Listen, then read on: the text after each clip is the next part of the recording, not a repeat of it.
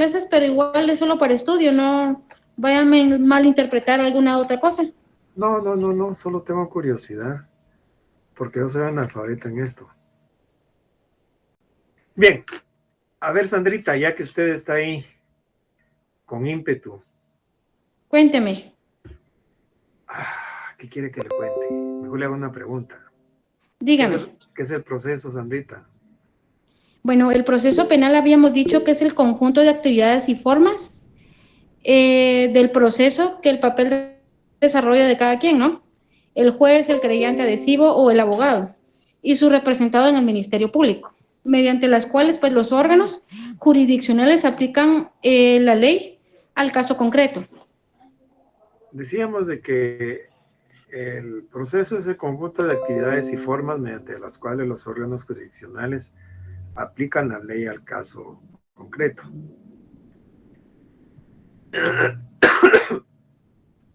Como consecuencia de, ya dijimos que el derecho de castigar le corresponde al Estado, ¿sí?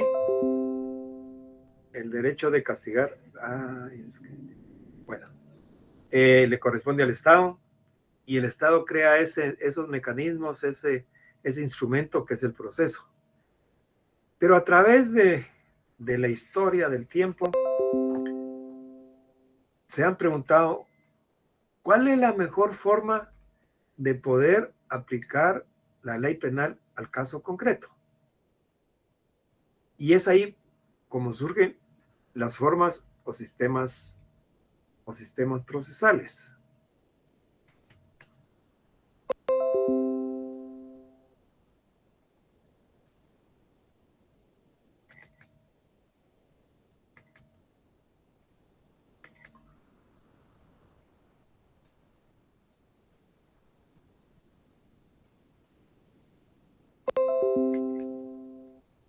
¿Se ve lo que se está proyectando? Sí, licenciado. Sí, okay, licenciado. Vamos a ver entonces las formas o sistemas procesales.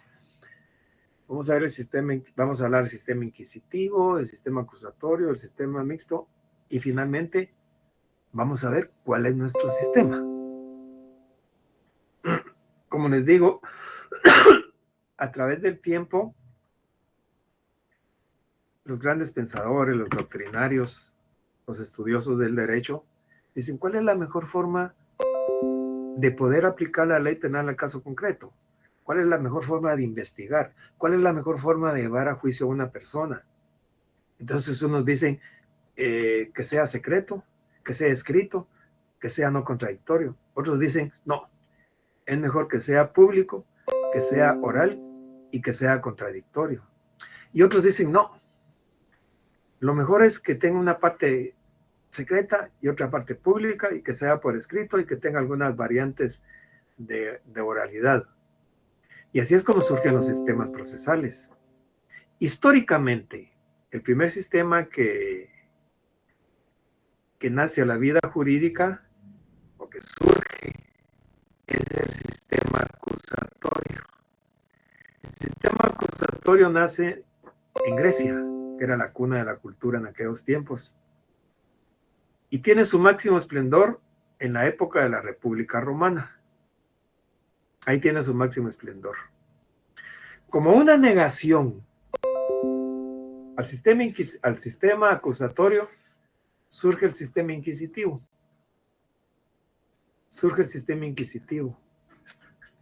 Y el sistema inquisitivo es una negación del sistema acusatorio. Dice, no. Y nace en el seno de la iglesia, en la época de la Inquisición, en aquellos tiempos que la confesión era tan importante en los juicios, que inclusive llegaron hasta la tortura. Llegaron a torturar a las personas para que confesaran, fueran confesos y dijeran que era la verdad la que se estaba juzgando. Entonces, hubo, ¿cómo se llama? Torturas, el toro de bronce que ponían a una persona adentro, la quemaban y el toro rugía porque la persona la estaban matando, pues hasta que confesara, y vieron tantos aparatos de tortura. Posteriormente a eso dicen, no, el sistema inquisitivo tiene sus virtudes, pero también tiene sus defectos, al igual que el sistema acusatorio, tiene sus virtudes y también tiene sus defectos, ¿sí? Entonces dicen, no, hagámoslo mixto. Otros dicen, hagámoslo mixto. Rescatemos del sistema inquisitivo lo mejor y rescatemos del sistema acusatorio lo mejor y hagamos un sistema mixto. Al final vamos a determinar cuál es el mejor para cada quien, pues cuál es el mejor sistema.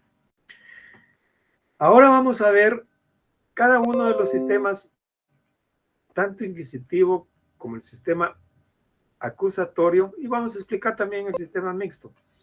Pero cuando se violenta la norma penal,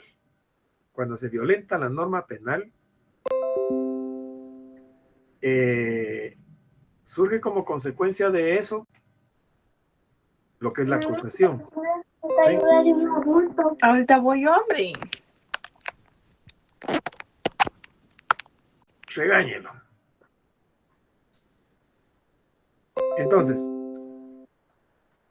cuando se violenta la norma penal y surge el sistema, surge el hecho delictivo, surge la acusación.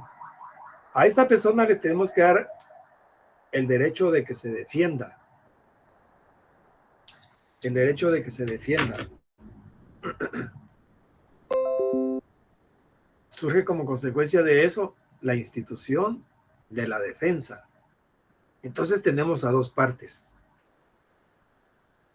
Tenemos la acusación por un lado y tenemos la defensa por otro lado. ¿Sí? Tenemos la acusación por un lado y la defensa por otro lado.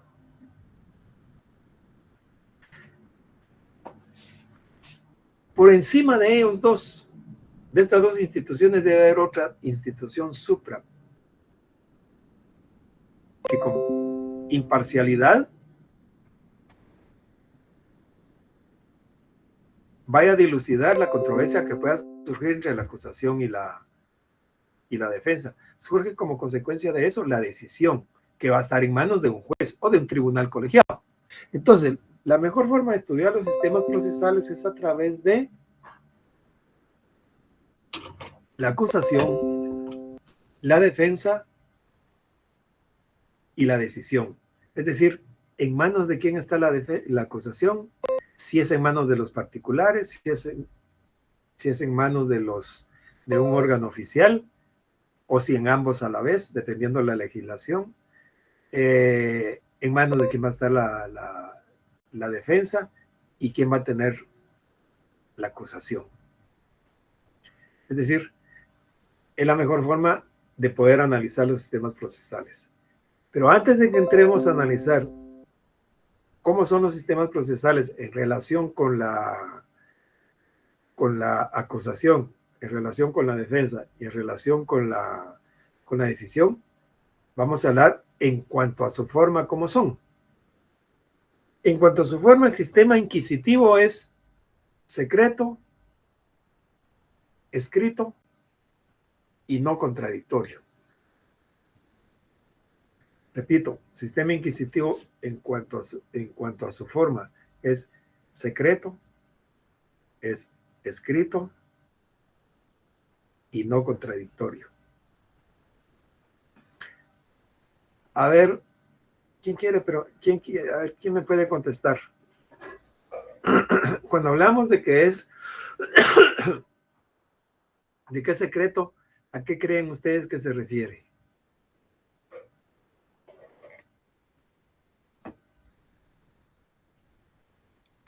Posiblemente, Lick, a que no se ventila en lo público, sino solo a hacer un juicio en privado.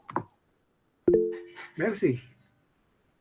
Licenciado, ¿ahí sería que solo participen y estén enterados las partes involucradas? Abner.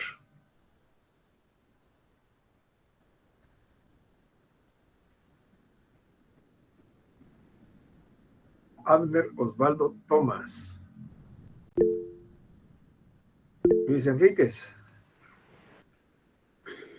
Lick, ¿cómo está? Buenas noches. Bien, gracias. ¿Y usted? Bien, gracias a Dios. Qué bueno. ¿Podría ser, Lick, por las penas sangrientas de ese momento en la Inquisición? Y si, pues, basándolo un poco en un concepto que estuve leyendo, si se lo puedo compartir del derecho canónico, que dice: al crearse los tribunales eclesiásticos para atender las relaciones entre la Iglesia y los particulares, se inicia el sistema procesal inquisitivo y origen del Tribunal de la Inquisición. El procedimiento exigía siempre que el acusado confesara su culpa utilizando el tormento para tranquilizar la conciencia del juez, estimando el resultado obtenido como prueba plena. El Tribunal Eclesiástico conservó el principio de imposición de penas sangrientas correspondiendo al Estado como brazo secular para ejecutar la pena. Gracias por compartirnos esto, interesante. Pero luego vamos a sacar la Es conclusión. extraído del libro de teoría del proceso de Crista Juárez. Ok, gracias. Ana Gabriela. Buenas noches, licenciado.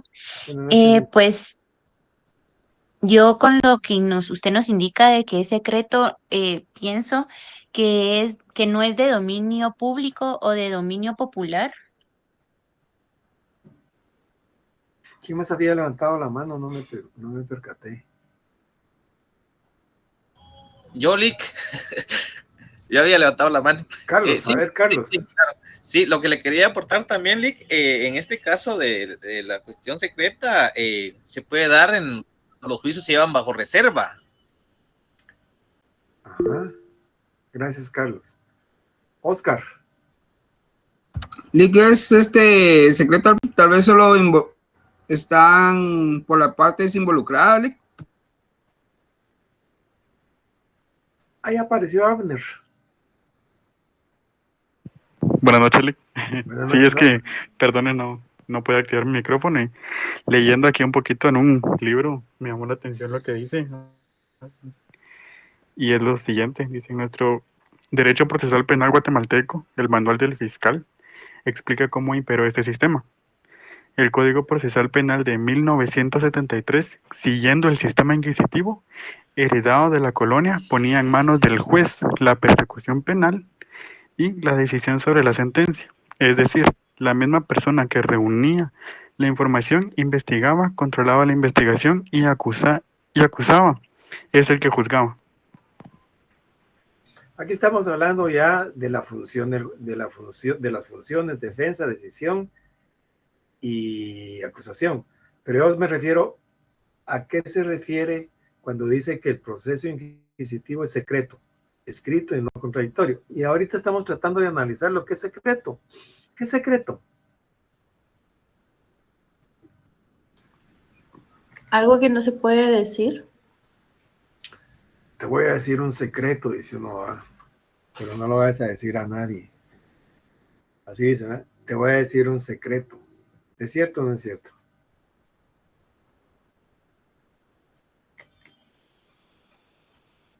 ¿Alguien más? Sí, Jessica. El secreto es confidencial, Lick, algo que no se puede divulgar. Sí. Jessica. Buenas noches, licenciado. A mí lo que se me viene en la mente y lo relaciono con el tiempo y la forma de hacer los procesos o de la forma antigua que van todo eso, es como que tal vez era un padre o algo así. O sea, ellos llevaban como que la forma de castigar y como ellos no pueden revelar los secretos, algo así se me viene a la mente, licenciado. No sé si estoy mal o no sé, eso es lo que a mí se me viene. Miren, es secreto porque las actuaciones no están a la vista. Estamos hablando en cuanto a la forma del sistema inquisitivo. Las actuaciones no están. Sí, Eddie quiere decir algo. Buenas noches, licenciado. Buenas noches. En este sistema inquisitivo se lleva a cabo por escrito, ¿no? Sí es escrito. Es Por eso escrito, digo, ¿verdad? Y entiendo. es secreto, escrito y no contradictorio. Ok, sí, ok. Gracias, Lick. Amigo. Sandrita, ¿quiere preguntar algo?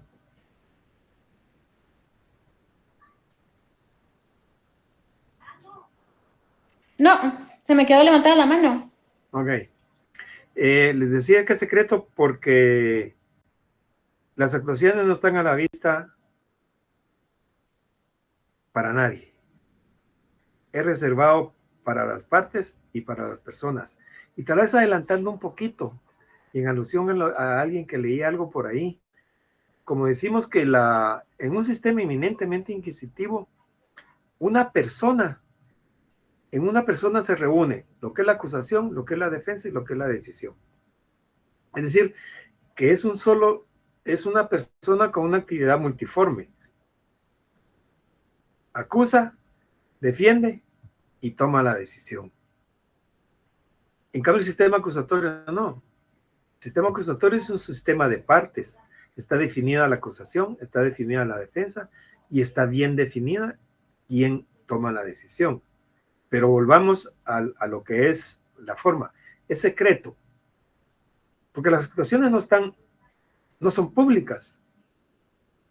Imagínense en la Inquisición, que se llegó hasta la tortura porque era fundamental la confesión. Ahí sí que, como decía, no me recuerdo quién fue que leyó, Enríquez, decía que, ¿cómo se llama? Para que no se sintieran culpables los canónicos y que el Estado pudiera ejecutar la pena. Entonces, que confiese. Y de eso vienen todos los elementos, todos los aparatos de tortura que existían en aquella época. ¿Sí?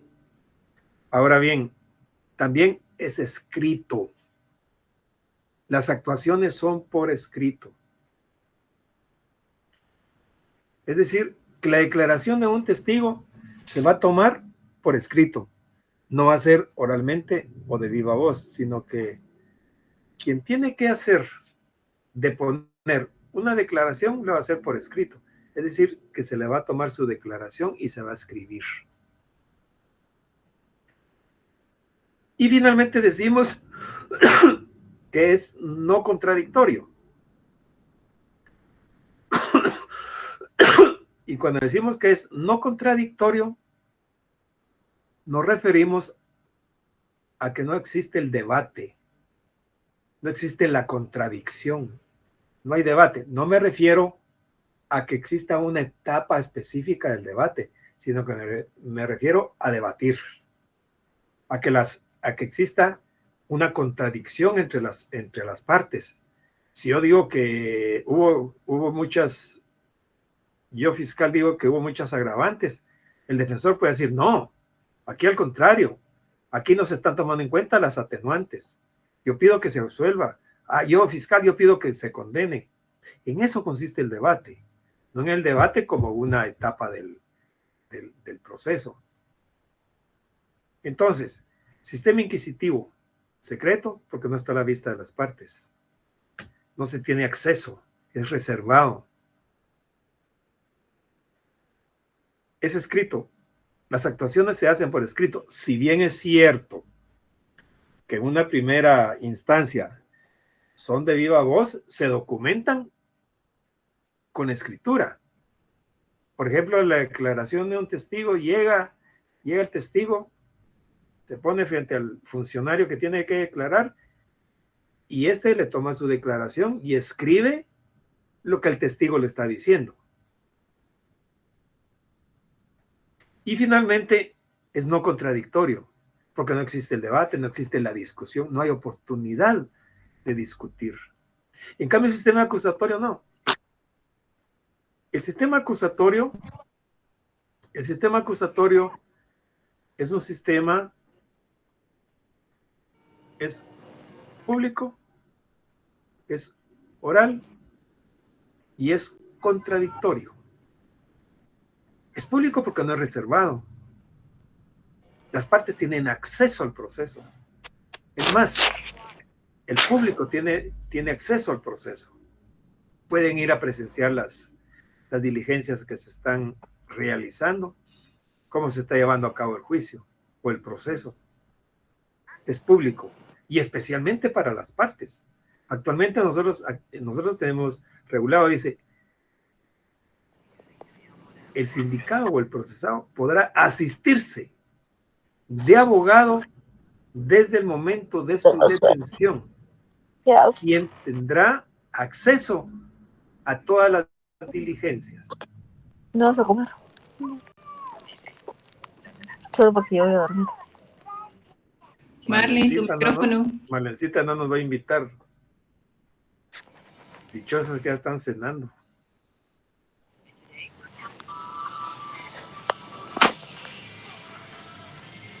Marlene, tu micrófono. Entonces, en un proceso inquisitivo acusatorio, es público, es oral y es contradictorio. ¿Por qué es público? Porque no es reservado. Y no es reservado especialmente para las partes.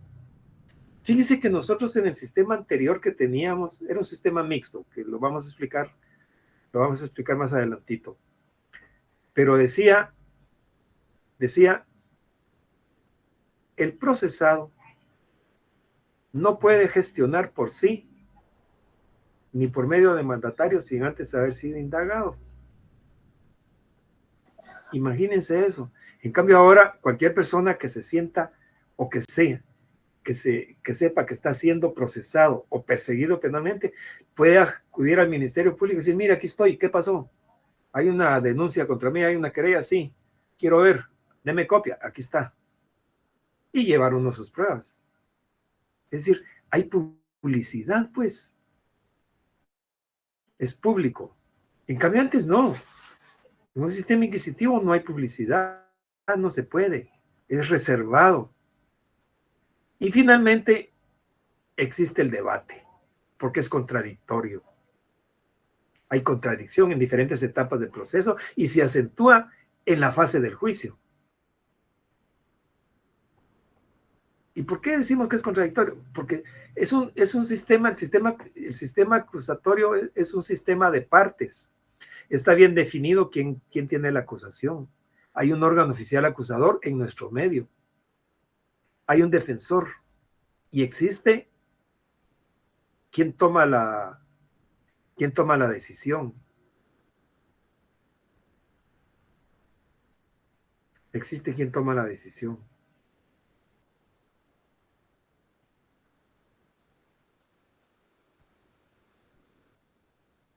¿Se entiende eso? ¿Tienen alguna duda, alguna pregunta? ¿Preguntas o dudas, jóvenes? Sí, Araceli. Perdón, licenciado, el sistema acusatorio es público, oral y es contradictorio, ¿verdad? Así es. Es público porque el público tiene acceso al proceso, especialmente las partes. Porque no es reservado. Correcto. Sí. Y es contradictorio porque hay un órgano acusador y un defensor y existe contradicción en ellos, ¿es así? Fíjese que ahí se le cortó un poquito, no oí lo segundo que dijo. Perdón, que es contradictorio porque hay un órgano acusador y un defensor y existe contradicción en ambos. No básicamente, yo les puse eso como ejemplo, pero existe el debate. Porque existe el debate. En cambio, en el sistema inquisitivo no hay debate. Y no me refiero a la etapa procesal en que existe un debate, sino que me refiero a la contradicción que podemos dialogar, no dialogar, sino que contradecirnos en relación con lo que se está discutiendo. ¿Sí? En eso consiste la contradicción, que hay debate. Y yo les ponía de ejemplo que hay un defensor y hay un acusador hablando de agravantes y el defensor hablando de atenuantes, uno pidiendo sentencia condenatoria y otro pidiendo sentencia absolutoria, porque existe el debate, pero en un sistema inquisitivo no, ahí no puedo decir yo nada, no hay contradicción, no hay debate. Zaida. Gracias, licenciado. Sería entonces de que el sistema inquisitivo... Zaida, apague uno de sus aparatos, tiene 2 aparatos abiertos ahí, por eso hay feedback. Sí, ya. El sistema acusatorio es todo lo contrario que el sistema inquisitivo, entonces. Sí, podríamos decir que sí. Ujú. No es todo lo contrario, pero sí tiene sus contradicciones, porque uno es secreto y el otro es público. Exacto. Uno es oral y el otro es escrito. Uno es Sí. contradictorio y el otro es no contradictorio. ¿Sí? Ahora bien, veamos cuáles son las virtudes de uno o las falencias de uno y otro. Fíjense que en un sistema inquisitivo se juzga a través de un expediente. Se juzga a través de un expediente. Les voy a poner un caso. Un juez de instancia que está en su dormitorio o en su sala de estudio, una madrugada que tenía insomnio y se pone a leer. Ana Gabriela quiere preguntar algo. Sí, licenciado, yo solo tengo la duda que en el sistema acusatorio indicó que es oral, ¿verdad? Mi duda es si es oral por la misma naturaleza del debate. No, es porque las actuaciones son de viva voz. En cambio, en el otro es escrito. Si bien es cierto que se deponen a través de la oralidad, inmediatamente se documentan a través de la escritura. Pero lo va a entender cuando terminemos de explicar. Gracias, licenciado. Un juez en la madrugada que tiene insomnio, oye ruidos, corre las cortinas y ve que están cometiendo un hecho delictivo. Es más, están matando a su vecino, al que vive enfrente de su casa. Llega la policía y el juez de turno de paz, ordena que se levante el cadáver, ordena que se practique la necropsia, se inician las primeras diligencias y todo, etcétera, etcétera, y saber qué pasó. El juez se duerme, pasan los meses, y de repente tiene en su escritorio un expediente y empieza a leerlo, el parte policía. Pues el día tal y tal, a tales horas, sucedió tal y tal hecho en tal dirección. Pucha, ¿qué dice el juez? Esto es de mi casa, en tal fecha. Eso lo vi yo. Y sigue leyendo. Y como pruebas a favor del procesado está la declaración de varios testigos que dicen que ese día que se le imputan los hechos, este señor, este procesado, estaba en una convención de leones en la ciudad de Quetzaltenango. Pero esa agrupación que son de leones, no esos otros leones que ustedes están pensando. Es más, existe un acta notarial de un colega que dice que efectivamente estaba en esa convención de leones. Y da fe de que estuvo ahí. Es más, presentan una factura de que se quedó a dormir en la pensión Bonifaz. Eso dice el expediente. Porque el juez vio lo que pasó, llegó la policía, mandó el parte de policía, investigó el juez de paz y de repente le llega a su despacho. Y llega con esas diligencias. Y él vio quién fue.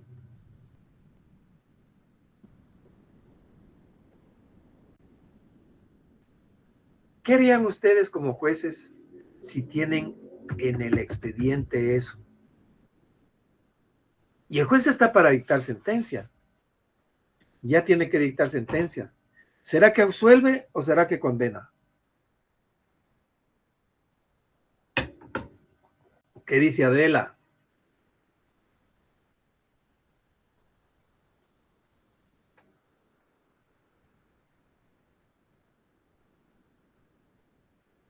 Adela. Lick, buenas noches, perdón, es que voy manejando. ¿Y qué tiene que vaya manejando? No puede hablar. Bien, bien. Entonces, no le estoy pidiendo que lea, solo que hable. Sí, ¿me podría repetir la pregunta? Perdone. ¿Qué haría usted como juez ante ese caso que expuse? Ay, Lick, perdone, fíjese que no tengo muy buena conexión y no le escuché el caso completo, disculpe. Bueno. Es que voy en carretera, disculpe, Lick. Sí, es que eso es lo malo. Tenemos que estar en un lugar fijos. Ya les he dicho que tenemos que estar en un lugar fijos. Porque ahora que escucha, que no escucha, etcétera, etcétera, y cuántos sabrán así.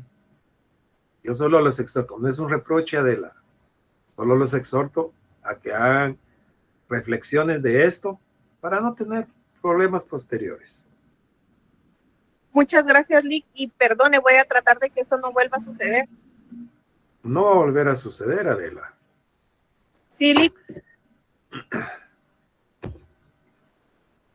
Permítanme que yo estoy llevando mi apunte aquí de...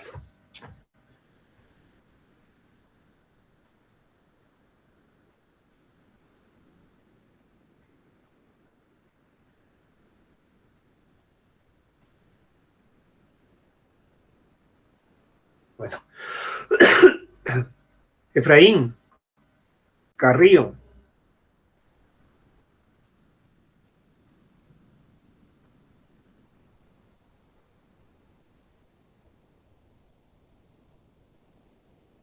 Buenas noches, Lick. Buenas noches, Efraín. Sí. ¿Usted qué piensa? Le estoy bien honesto. De diferentes casos que presentaba,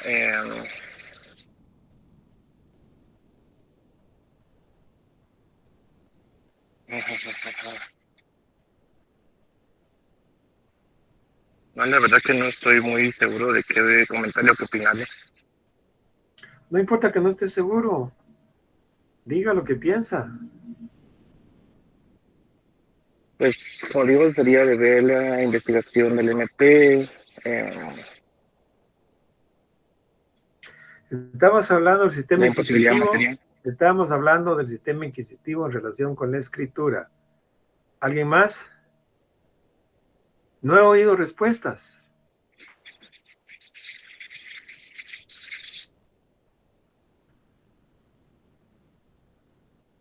Esli. Sí, Victoria. Lick, yo pienso que por ser vecino de la víctima, se tendría que limitar a conocer del proceso, a pesar de que es algo secreto y que él podría participar en dicho caso como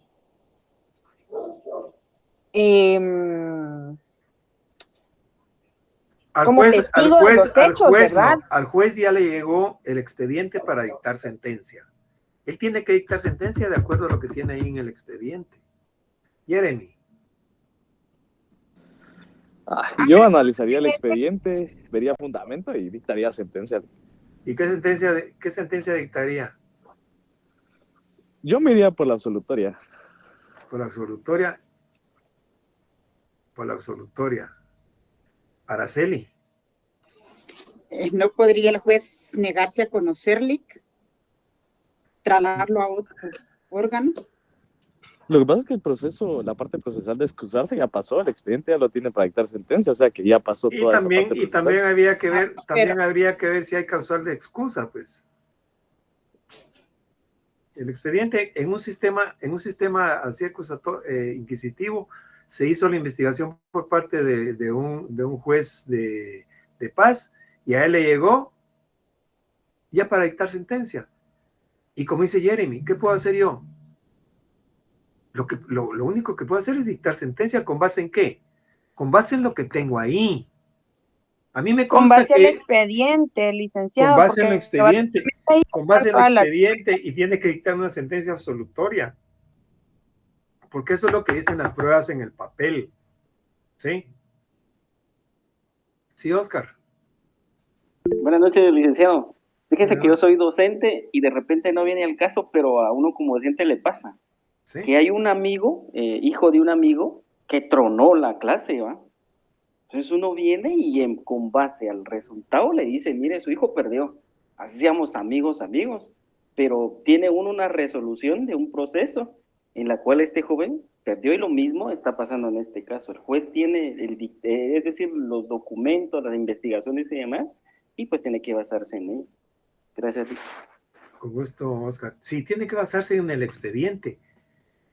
Y esas son las falencias de la escritura. Y veamos algunas situaciones que he vivido yo y que me constan. Fíjense que en una oportunidad, con el perdón de los que profesan la religión de cristianos evangélicos, que me recuerdo de un pastor o miembro de una iglesia, no sé. Pero en aquel tiempo estábamos en un tribunal, cuando llegó iba a ser testigo de un hecho, de un caso, y se puso a orar, pidiéndole perdón a Dios por todas las mentiras que iba a decir, pero porque se trataba de ayudar a un hermano. Y en aquellos tiempos, cuando teníamos nosotros, más adelante les voy a explicar cuál es el sistema que teníamos antes que este que tenemos actualmente. Había una fase que se llamaba el sumario. Y en la fase del sumario se oían testigos, etcétera, etcétera. Y le decía, no, mire usted, ¿cuándo me va a ver mi testigo? Mándemelo tal día. Fíjese que no pude. No tenga pena, yo quiero hacer su declaración, que solo que me venga a firmar. Pero eso sí, ya sabe, Lick. Entonces, en aquellos tiempos se compraban sumarios que le decían a uno que era todo lo que había en la investigación, o le vendían sumario. Mire, le vende el sumario, le vende el sumario, le vendo el sumario. Dependiendo de la clase, así iba, y venían los billetes. Entonces, el sistema ¿cómo se llama? De inquisitivo que es escrito, se juzga sobre un expediente. El ser humano, desde que nace, se comunica a través de ¿qué? ¿A través de la escritura o a través de la oralidad? De la oralidad. ¿Oralidad? Sale, nace y grita y llora. ¡Ay, qué frío! Estaba mejor allá adentro. Podría ser eso lo que esté pensando. Y cuando va creciendo, llora y llora porque tiene hambre. Quiero pacha. Denme de mamar. Tengo hambre.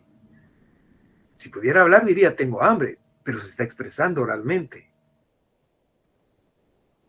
Estoy sucio, quítenme el pañal. Me estoy escaldando, y llora y grita. ¿Sí? Entonces, el ser humano se comunica a través de la oralidad. Ya después, ¿qué pasa, por ejemplo, en un caso en que veamos cómo puede ser la presencia de cómo puede ser la oralidad? Un caso sencillo en una casa. Están dos hermanitos, Marita y Juanito, están forcejeando por un muñeco, botan la televisión, se quiebra y entra la muchacha y dice, ¿qué pasó? Es que mi hermanito, que no, que la muñeca, que el muñeco, que esto, que el otro, etcétera, etcétera. En la noche llega el papá. Y le dice, ¿qué pasó aquí? A ver, fulanita tal. Pues fíjese, señor, que estaba haciendo la limpieza cuando vi que los nenes estaban ahí discutiendo y cuando entré vi que botaron el televisor y se quebró. A ver, Juanito, ¿qué fue lo que pasó? Es que mi hermanita ahí, ella fue la que me empujó, que por esto, que el muñeco, que la muñeca, que aquí, que allá, y mi hermanita la botó. No, papá, fíjate que lo que pasó fue esto y el otro. ¿Qué está haciendo ahí el papá? Está viendo y oyendo la declaración de los testigos del hecho. ¿O será que le dice, a ver, señora, me pasa por escrito lo que a usted le consta? A ver, mijito, pásame por escrito tu declaración. A ver, mijita, te pasas por escrito tu declaración. No, él llega, oye, toma declaraciones, oye, y dice,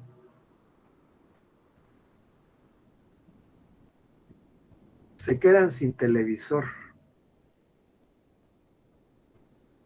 Se quedan sin televisor. Si se portan bien, tal vez se las traiga Santa para fin de año. Juzgó y dictó una sentencia. Viéndolo desde el punto de vista práctico en nuestro sistema, o en un sistema acusatorio, si bien es cierto que en la investigación, porque nuestro sistema tiene algunos resabios inquisitivos, pero es eminentemente, bueno, le voy a adelantar, desde mi punto de vista es acusatorio, con algunos resabios inquisitivos, ¿sí? Porque cuando la investigación la realiza el Ministerio Público, forma un expediente, oye a un testigo y su declaración la depone ante el oficial o ante el auxiliar fiscal, y este la transcribe de acuerdo a lo que el otro le dice. Pero esto solo nos va a servir para fundamentar, o para fundar, mejor dicho, la acusación. Después ese expediente se convierte en basura. No me sirve para nada, porque los jueces de sentencia van a llevar a cabo la fase del debate, el juicio, y especialmente el debate, con presencia, con inmediación de ellos, con la presencia de los jueces. Y ahí van a oír al testigo, y el testigo va a decir, se le va a decir, levante su mano derecha a la altura del hombro, y se le va a protestar. Se le va a decir, jure usted decir la verdad ante su conciencia y ante el pueblo de la República de Guatemala, y tiene que contestar sí. Y puede agregar, y por mis creencias religiosas. ¿Sí? Y puede agregar, y por mis creencias religiosas. Entonces, ahí ya está haciendo su declaración oralmente ante un juez que ha sido protestado para que diga la verdad. El Ministerio Público no, siéntese. ¿Qué le consta a usted? Taca, taca, taca, taca, taca, la computadora ahí. Si no dice la verdad aquí, comete el delito de perjurio porque está bajo juramento. Y lo va a interrogar tanto el Ministerio Público, si es testigo de él, lo va a interrogar primero él, y después lo interroga la defensa. Y si es un testigo de la defensa, primero lo oye la defensa, primero lo interroga la defensa y después lo contrainterroga el Ministerio Público. Y los jueces de sentencia van a estar viendo y oyendo lo que está pasando, van a estar percibiendo lo que está pasando. Pero ¿será que la declaración del testigo en un sistema escrito, será que se puede ver si se puso nervioso, si se molestó por la pregunta, cuál fue su reacción a la pregunta, si titubeó, si se contradijo? En un escrito se puede arreglar la declaración. Y ahora la pregunta es, ¿qué dicen ustedes? A ver, quiero oír opiniones. ¿Será que en el juicio oral, a través de la oralidad, el testigo puede mentir? Porque en el escrito ahí le pueden arreglar la declaración y componerla. Sí, claro, puede mentir. Lo que pasa es que lo cuadran con el escrito y ahí es donde se empieza a notar la mentira, ¿va? Claro. Puede mentir. Claro que puede mentir. En la oralidad puede mentir. Solo que le va a costar más. Porque uno lo va a interrogar y el otro lo va a contrainterrogar. Y los jueces van a decir, no, este está mintiendo. Aunque diga, es la verdad y lo estoy diciendo bajo juramento. Pero puede mentir. Solo que le va a costar más. ¿Sí, Oscar? Fíjese, que yo tengo un amigo que es fiscal, que trabaja en el Ministerio Público. Ajá. Y yo le he hecho esa pregunta, fíjese, le he dicho yo, vos, ¿y cómo te das cuenta de que aquellos te mienten o cómo está la situación? Y él dice, por experiencia, nosotros sabemos cuando está dando su declaración que mienten. Todo viene a relación de eso, pues, que hay cuestiones en donde son muy puntuales. En este caso, los fiscales en donde se dan cuenta de que es mentira lo que ellos están declarando. Correcto, pero no tanto, no es tan importante tanto desde mi punto de vista que lo perciban los jueces, porque aquí estamos viendo la diferencia. Gracias por su comentario, Oscar, pero que lo perciban los jueces, porque en un papel no se da cuenta uno si está mintiendo o no. Jeremy. Fíjese, Lee, que yo he estado en audiencias que son procesos de años, ¿verdad? La declaración escrita la dieron en 2014, por decirle, y la audiencia se va en 2022. Y hay cosas que dicen ellos que no se acuerdan, cuando se equivocan dicen, es que ya no me acuerdo por el tiempo, pero se dan cuenta los jueces, a final de cuentas, de que no tiene validez el testimonio que está dando, porque sí cometen errores así de, no, fíjese que yo solo lo vi, y en el escrito decían, yo se lo entregué en persona y cosas así, entonces... Correcto, y esa es la virtud, esa es la virtud del sistema acusatorio. Araceli. Licenciado, yo opino que en la oralidad es mucho más difícil, no solamente decir una mentira, porque recuerde que también está... La perdimos, fíjese que la perdimos un montón, Araceli, no le oímos todo. Por favor, perdón, repita. licenciado, ¿y ahora sí? Ahora sí. Bueno, que en la oralidad es un poco más difícil mentir, sí se puede, pero es más difícil porque también entraría en juego, pienso yo, el lenguaje gestual. Recuerde que los gestos van acorde a lo que estamos diciendo y cuando estamos mintiendo, nuestros gestos también nos delatan. Entonces, en la oralidad es un poco más difícil, pero sí se puede. Correcto, yo también estoy de acuerdo con que sí se puede, solo que cuesta más. Y ahí es donde entra la función, como decía Oscar por ahí. Si los fiscales saben, es por la experiencia. Los jueces también perciben, no, este está mintiendo. Con la pregunta o la repregunta, cómo se puso, etcétera, etcétera. Porque puede haber contradicción entre dos testigos y se les puede carear. Es decir, carear, practicar un careo. Y eso consiste en ponerle de manifiesto las contradicciones en que han incurrido y decirle, miren, pónganse de acuerdo. Usted dice que fue a tales horas en tal lugar y usted dice que fue a tales horas en tal lugar. Pónganse de acuerdo. No, que no sé qué. Y uno va viendo ahí cómo está reaccionando cada uno. Si se enojó, si se molestó, etcétera. ¿Sí? En cambio, en un papel, eso no se mira. ¿O será que se mira si se enojó el testigo cuando le hicieron una pregunta? Cuando el oficial que le tomó la declaración se molestó. No, eso no se mira.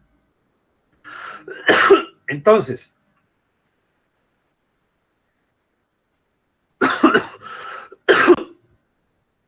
en el sistema inquisitivo es secreto, es escrito.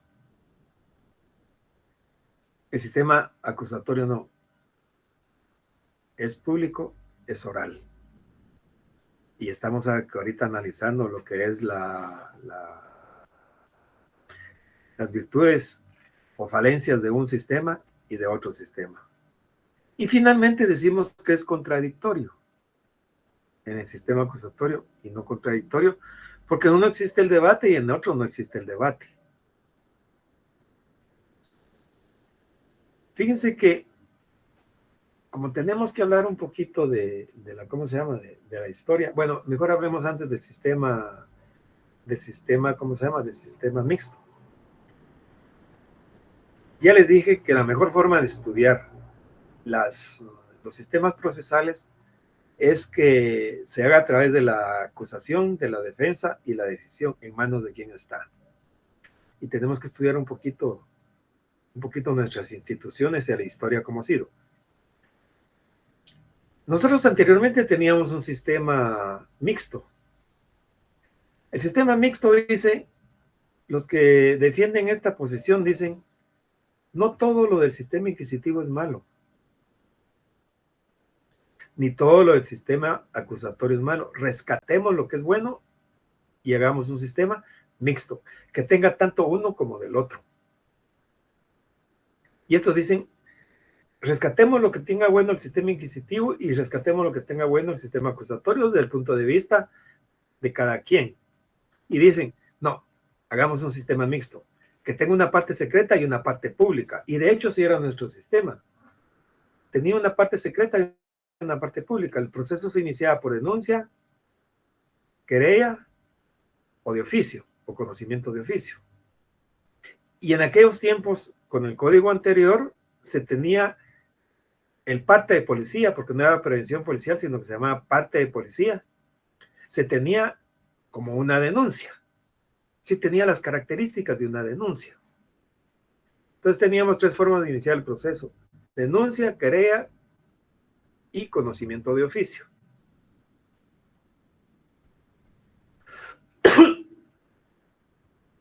Cuando se iniciaba de cualquiera de esas formas, el juez de paz tenía 3 días para conocer de las primeras diligencias, y las primeras diligencias eran las urgentes y necesarias para esclarecer el hecho.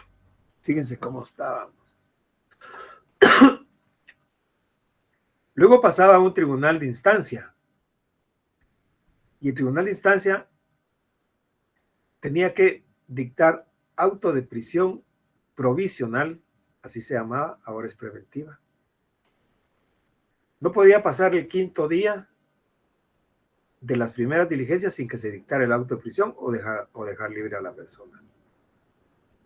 Entonces se dictaba un auto de prisión provisional. Y a partir de la fecha del auto de prisión provisional empezaba el término del sumario. El sumario era secreto y duraba 15 días. Es decir, que el juez tenía 15 días para poder investigar. El mismo juez,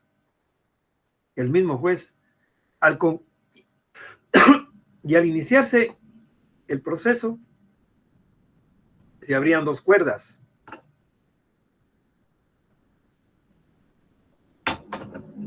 La cuerda secreta y la cuerda pública. ¿En qué consistía la cuerda secreta y la cuerda pública? En que se iniciaban 2 expedientes. Uno que era público y otro que era secreto. En la cuerda secreta se iban anotando o se iban recopilando todas las diligencias que tenían que ver con investigación. Y en la cuerda pública se iban recopilando las diligencias que no tenían nada que ver con investigación. Por ejemplo, en la cuerda secreta se ponía la declaración indagatoria, un expertaje, un peritaje, la declaración de testigos, un reconocimiento judicial, un careo, etcétera. En cambio, en la cuerda pública se iban recopilando las diligencias que no tenían nada que ver con la investigación. Entonces, ¿qué se ponía ahí? Por ejemplo, el nombramiento del defensor, el discernimiento del cargo de defensor, el discernimiento de un cargo de un perito. Eso no tenía nada que ver con la investigación. Y al concluir el sumario, los primeros 15 días, al concluir el sumario se dictaba el auto de apertura a juicio. Y ahí se unía la cuerda pública con la cuerda secreta y se formaba un solo expediente. Y dentro de otras cosas, en ese auto de apertura a juicio, se le daba audiencia a las partes para que abrieran a prueba o alegaran en definitiva. Y a partir de ahí ya el juicio o el proceso era público. Es decir, que un sistema mixto básicamente divide el proceso en 2 etapas, una secreta y una pública. Una secreta y una pública. Y en la fase pública le dan a uno copia del expediente, ya unida a la cuerda pública y la cuerda secreta, de todo lo que se pudo haber hecho en 15 días. Obviamente también en aquellos tiempos, también los sumarios se volvían eternos. Y al final terminaban dictando sentencias condenatorias para justificar el tiempo que había estado presa la persona. Puchica, ya se pasaron. Ya la pena máxima era de 4 años y todavía sigue en sumario. y todavía sigue en sumario. Así eran los juicios. Esto que vemos ahora de eternos autos de prisión preventiva, así era anteriormente también. Y eso es que ahora tenemos otros plazos y tenemos un ente que investiga. En cambio, antes era el mismo juez. El mismo juez era el que instruía el sumario, el mismo juez es el que había juicio, el mismo juez es el que dictaba la sentencia. Pero luego vino, y les digo esto porque hay que conocer la historia de nuestras instituciones, luego vino la reforma procesal, que es el preludio de lo que tenemos ahora. Y dijeron, no, tenemos que hacer, y eso fue en la época del doctor Vázquez Martínez, me recuerdo que era el presidente de la Corte, tenemos que hacer tribunales de instrucción y tribunales de sentencia. Los tribunales de instrucción son los tribunales de instancia ahora, que son los que controlan la investigación. Es decir, decía, en ese tiempo lo que prevalecía, o la práctica, lo que hacíamos era de que había un tribunal que instruía la investigación, investigaba, al concluir la investigación se lo trasladaba a un juez de sentencia.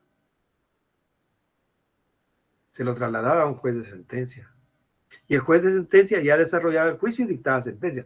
Por lo menos avanzamos un poquito porque ya no había contaminación en cuanto a que un juez podía conocer de la investigación.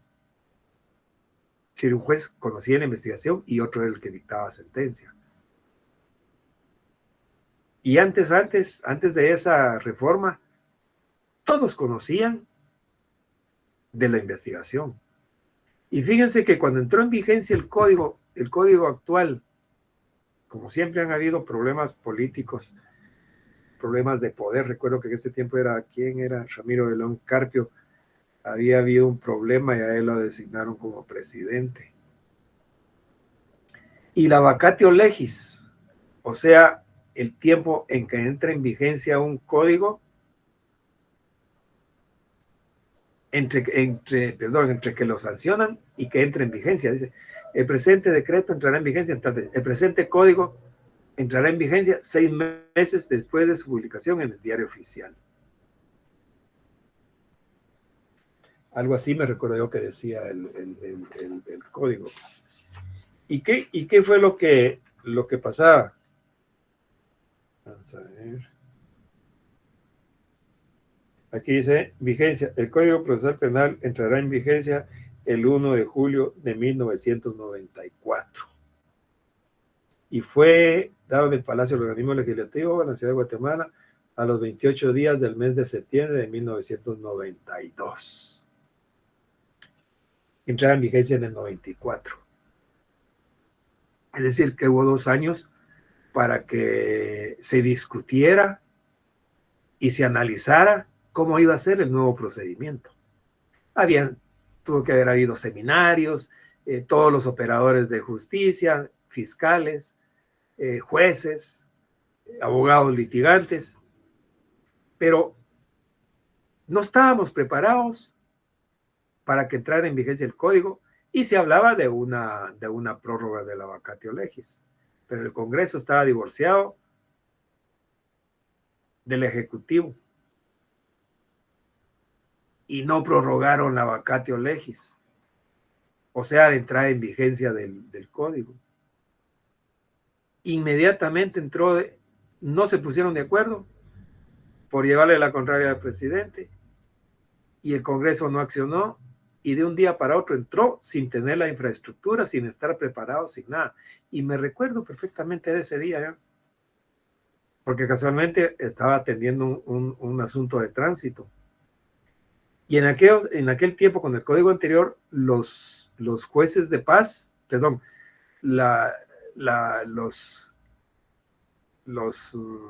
diferentes cuerpos de policía tenían asignados determinados tribunales de paz y ahí tenían que llevar los partes de policía. Imagínense cuántos habían diarios, cuántos hechos habían de denuncias, esto y el otro, y hechos de tránsito, pugiados, muertos, de todo, robos, de todo, había todos los días, y todos los días al tribunal de paz.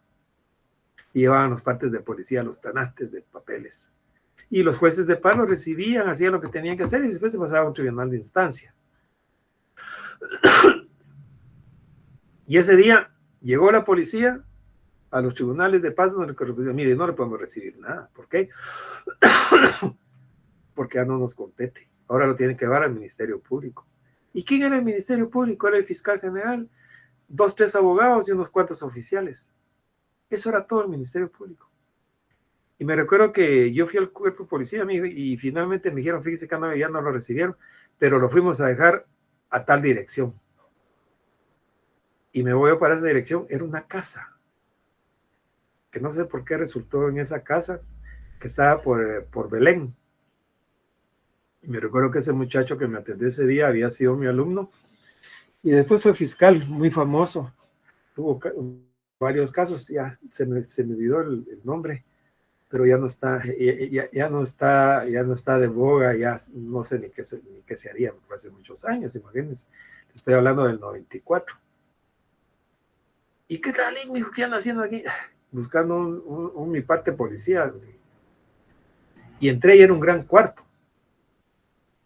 Y solo estaba él y otro muchacho.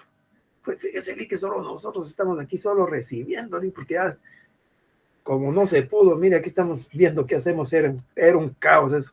¿De qué cuerpo de policía es? De tal cuerpo. Mire, si no está en aquel montón, si no en aquel otro, revise ahí usted. Y eso fue mi experiencia del primer día en que entró en vigencia el Código Procesal Penal. Entonces, luego empezaron, qué bueno que el Ministerio Público o la Defensa Pública hubieran estado como en aquel tiempo como está ahorita el Ministerio Público, con tanto fiscal, tanto el INASIF y todo eso. No, hemos avanzado bastante. Y recuerdo que, que ese era el estado de cosas que prevalecía. Entonces el Ministerio Público empezó a pagar más. Entonces, la mayoría de gente del organismo judicial se fue para el Ministerio Público. Pero tuvieron que reformar el código porque todos los que iban del organismo judicial pensaban que seguían con el mismo sistema anterior y seguían taca con máquinas, porque en ese tiempo todavía no teníamos computadoras. Seguíamos con las máquinas, pura academia de mecanografía. Entonces se llevaron la mentalidad inquisitiva. Es más, practicaban ciertas diligencias, decían, hagámoslo judicándolo con un juez. Y oían un testigo y lo judicaban con un juez. Practicaban esto y lo judicaban con un juez. ¿Para qué? Para que tuviera valor. Entonces tuvieron que reformar el código, que no se podía hacer ese tipo de diligencias, desvirtuando el carácter acusatorio del proceso penal. Porque entonces ya se llegaba al debate, ya no se llegaba a dilucidar, o mejor dicho, a recrear la escena del crimen, porque decía, el testigo fulano de tal, ya se le oyó y fue judicada por el juez, que se practique su lectura. No, le solicitamos al juez que se obvie la lectura. Ya ni siquiera leían lo que habían dicho, porque como había sido judicado por un juez, en presencia de judicar es estar en presencia de un juez, y además ya lo conocían, decían que se obvie su lectura. Ya ni siquiera eso había. Estábamos cayendo otra vez en el error de juzgar en expedientes, en papeles. Entonces tuvieron que reformar el código. Y prohibieron ese tipo de prácticas, salvo en aquellas estrictamente necesarias. Entonces, para eso estaba el anticipo de prueba. El anticipo de prueba se da en aquellos casos en que realmente no se pueda llevar a cabo la diligencia o diligenciar esa prueba en el debate. Por ejemplo, la declaración de un testigo que esté desahuciado y que se vaya a morir.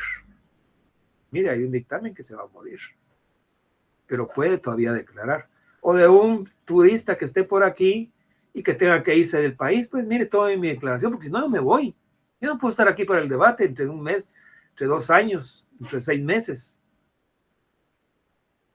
En ese tipo de situaciones sí se puede se puede judicar y tienen que regir las mismas reglas que del debate. Esa es parte de nuestra historia. Ahora volvamos a lo que es la forma. Es secreto, escrito y no contradictorio. El inquisitivo y el acusatorio es público, oral y contradictorio. Sí, Carlos.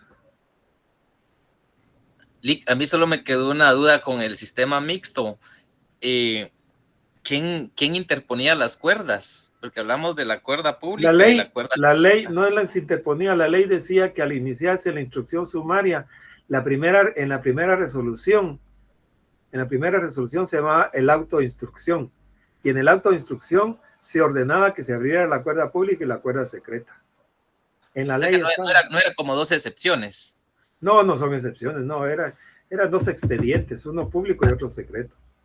Ah, ok. Y se unían en el auto de apertura a juicio. Ya. ¿Alguna otra pregunta, jóvenes? Bien. Ahora vemos un poquito del sistema inquisitivo en cuanto a la acusación, en cuanto a la defensa y en cuanto a la decisión. En el sistema inquisitivo dice que es una persona con una actividad multiforme. El juez es acusador, es defensor y obviamente es juez. ¿Sí? El juez es acusador, es defensor y es juez. En una misma persona se reúnen las tres instituciones, la acusación, la defensa y la decisión. En cambio, en el sistema inquisitivo, en el sistema acusatorio, no. El sistema acusatorio es un sistema de partes. Está bien definido quién tiene la acusación, quién tiene la defensa y quién tiene la decisión. Actualmente en nuestro medio hay una acusación, Ministerio Público. Hay un defensor y hay un juez que toma la decisión. Entonces, veamos el sistema inquisitivo en cuanto a la acusación. En cuanto a la acusación, el acusador se identifica con el juez. El acusador se identifica con el juez. ¿Qué conclusión pueden sacar de esto que les estoy diciendo? Quiero oír opiniones.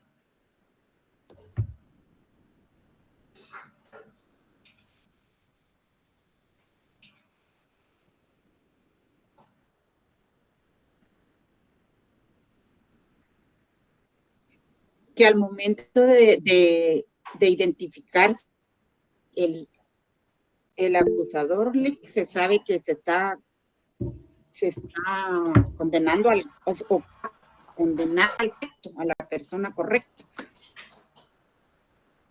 Dice, el acusador se identifica con el juez.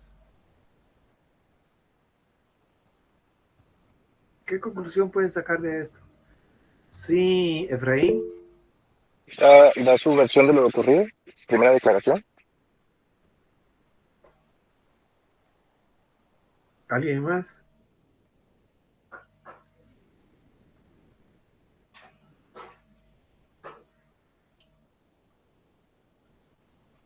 Aquí no hay Ministerio Público. Sí, Oscar. Buscan hacer justicia. No.